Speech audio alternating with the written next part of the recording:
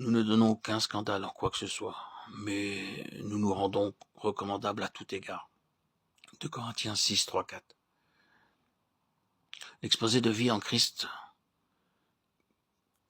qui se trouve dans les épîtres nous montre une progression constante, un développement continuel de la vie qui jaillit du calvaire.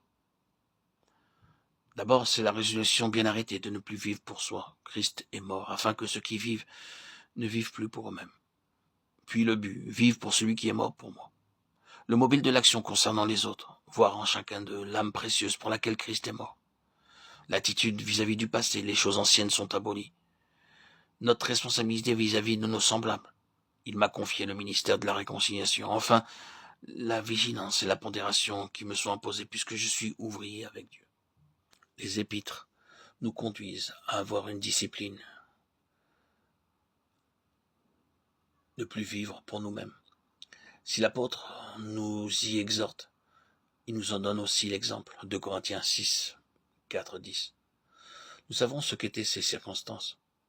Il devait travailler au sein des afflictions, des détresses, des angoisses, sous les coups, dans les prisons, dans les séditions, les travaux, les veilles, les jeûnes. 2 Corinthiens 6, 4, 10. Mais au milieu même de ces circonstances adverses, la vie de Christ se manifestait en lui par la pureté, par la connaissance, la longanimité, la douceur par l'Esprit Saint et une charité sincère.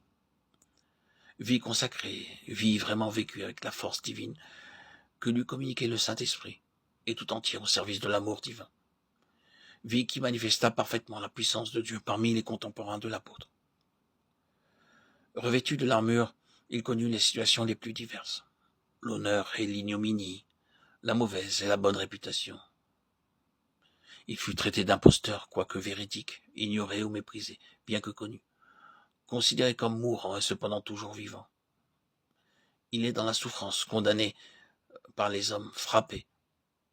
Cependant, il n'est pas mis à mort. L'ennemi ne pouvait toucher à sa vie. Il est dans l'affliction et la douleur au sujet d'un monde qui meurt, loin de Dieu, et cependant toujours joyeux en son Sauveur. Dans la pauvreté, il enrichit les autres de trésors impérissables, considérés comme n'ayant rien, et cependant, en Christ, il possède toutes choses. Comment se fut-il encore trouvé quelque place pour l'égoïsme en une telle vie? L'amour de Dieu au service des autres la remplissait tout entière. Enfant de Dieu, si tu es uni à ton Seigneur et semblable à lui en sa mort, tu connaîtras à ton tour cette vie qui jaillit du calvaire et marcheras comme Christ a marché, comme son serviteur Paul a marché, à la gloire de Dieu. Mesure ta vie à ce que tu as perdu plutôt qu'à ce que tu as gagné, aux souffrances que tu as traversées plutôt qu'aux joies. La puissance de l'amour réside dans le sacrifice. Qui a le plus souffert, a le plus à donner.